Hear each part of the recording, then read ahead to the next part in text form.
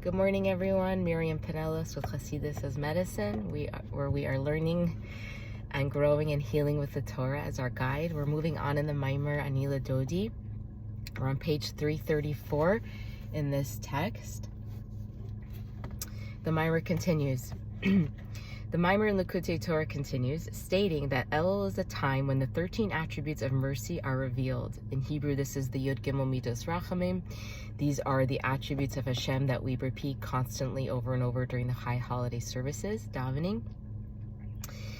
And just a note of explanation here in the text, what are these attributes? So the spiritual cosmos are structured according to the 10 spheros.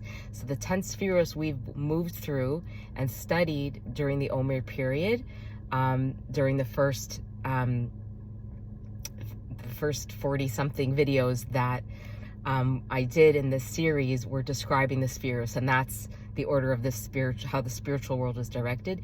The 13 attributes of mercy that shine down in Elul come from an even higher place than the spheros, and they reveal an infinite outpouring of divine goodness and mercy. So everything we discuss, this is transcendent of that, and pouring forth into the world what it says, infinite goodness and mercy, which cleanses and removes the barriers that get in the way of a person being in touch with their true godly potential, their true self. And it helps get rid of the blockages to our true selves. The Maamer continues. So, although the divine service of Elul is characterized by I am my beloveds, Ani L'Dodi, the arousal from below, nevertheless, this arousal from below, initiated by man, right, so from me to God, particularly when it comes from someone who is distant from godliness, it's evoked by an arousal and a generation of potential from above, and it's coming from these 13 attributes of mercy.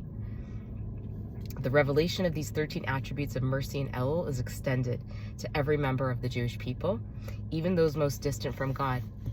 It generates potential from above that enables the service of I am my beloveds on the part of the Jewish people, whatever their spiritual standing. So whatever I'm able to accomplish in Elul is, even if I'm not in touch with my soul self or with God, the potential is created because of these 13 attributes of mercy shining down in Elul. Nevertheless, primarily, the revelation of Elul merely generates potential. It is not a revelation that arouses man's service. So it's not this blast of light that necessarily will cause someone to do something. It's generating the potential. The service itself comes from man's initiative. I am my beloved. Ani L'Dodi. Indeed, this emphasis on man's own service is what constitutes the advantage of the divine service of Elul over the divine service of the 10 days of Teshuvah. During the 10 days of Teshuvah, and particularly on Rosh Hashanah and Yom Kippur, the revelation of godliness is so powerful that it arouses man. Right? The high holidays come and it lights a fire. Man's divine service comes in response to that revelation from above. The fundamental expression and positive dimension of man's divine service on one's own initiative, I am my beloveds, the Ani L'Dodi, what comes from me, myself, is manifest in the divine service of Elul. It says, Ani L'Dodi, hu be'Elul.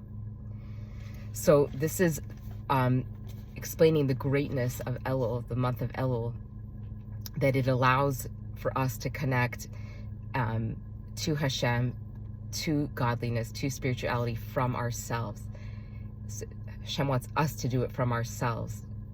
It's an assertion of growth, of independence, a self-expression that we get to do it.